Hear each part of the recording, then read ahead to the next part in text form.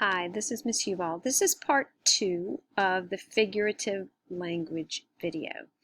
If you watched part 1, you'll know that it kind of cut me off as I was talking about this poem, so I made just this really quick part 2 to cover the last part of First Lesson by Philip Booth, and then to cover our last poem on this PowerPoint called Meeting at Night.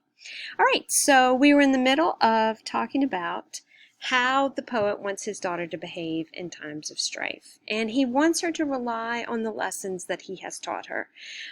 He doesn't want her to thrash about. He doesn't want her to float face down. He doesn't want her to live in fear. He wants you to remember that you gotta lie back.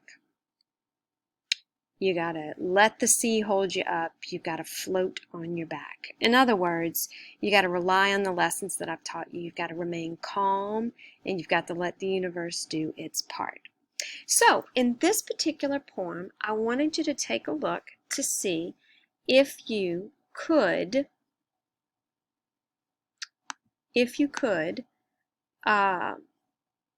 find a pattern of rhyme or meter. Okay, now obviously we're looking at end rhyme here. Head, hand, spread, stream, dead, alive, dive, tide, water, believe. No pattern of rhyme. But what about a pattern of meter? So in order to determine that, you would count up the number of syllables in each line. And if there's a pattern, then there is meter.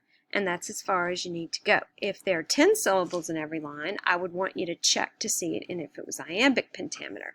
But if there's not 10, then you just need to say, okay, there's a definite pattern.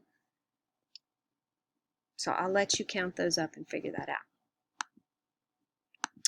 All right, now our last poem that I would like to go over as it pertains to figurative language is Meeting at Night by Robert Browning.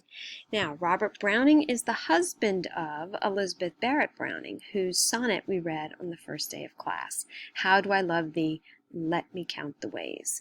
So knowing that these two are married makes this poem just a little more interesting. Let me read it to you. Meeting at Night by Robert Browning. It's number 14 on your poem sheet. The gray sea, and the long black land, and the yellow half-moon large and low, and the startled little waves that leap in fiery ringlets from their sleep as I gain the cove with pushing prow and quench its speed in the slushy sand. Then a mile of warm sea-scented beach, 3 fields to cross till a farm appears, a tap at the pane, the quick, sharp scratch and blue spurt of a lighted match, and a voice less loud through its joys and fears than the 2 hearts beating each to each.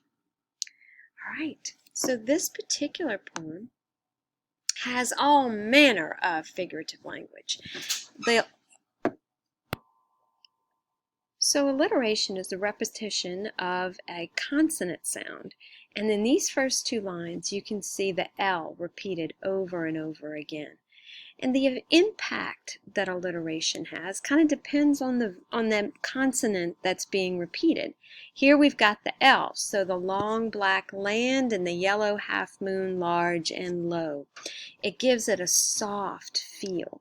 The way the moon would hang right above it and softly glisten. But sometimes when you use alliteration, it's to make a different statement. Okay, so here we've got some pathetic fallacy and some personification. If you remember, personification, it gives human characteristics to inanimate objects. Pathetic fallacy elevates that even further to emotion.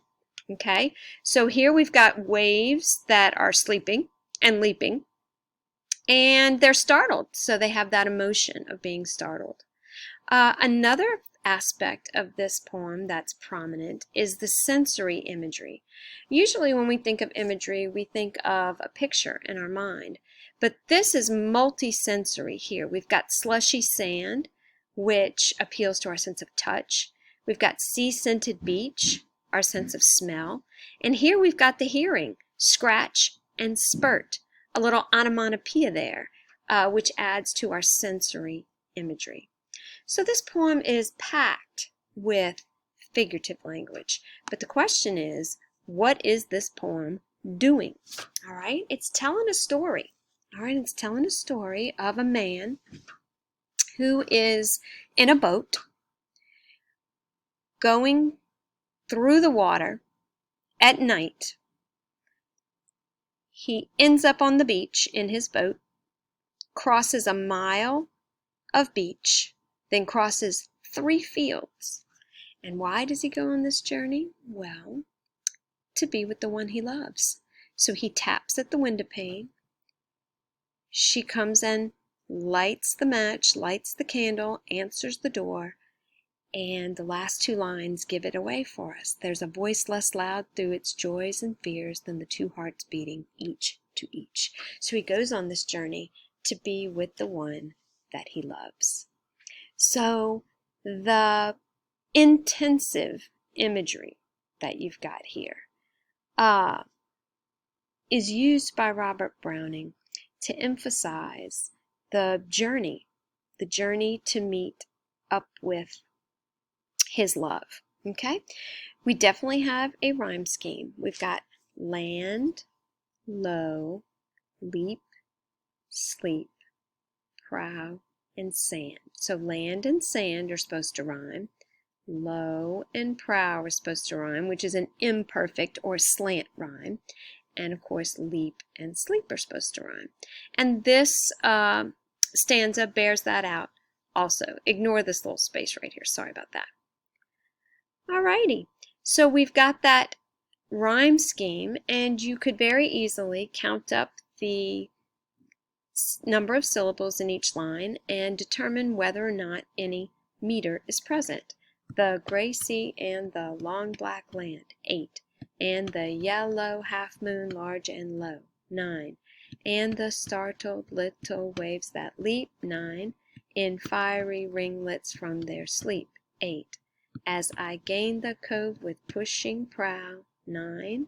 And quench its speed i' the slushy sand, 9. Okay, so that little pattern is being repeated again and again. All right, I hope this video has refreshed you on some figurative language devices and maybe taught you a couple as well. Thanks for listening. Bye-bye.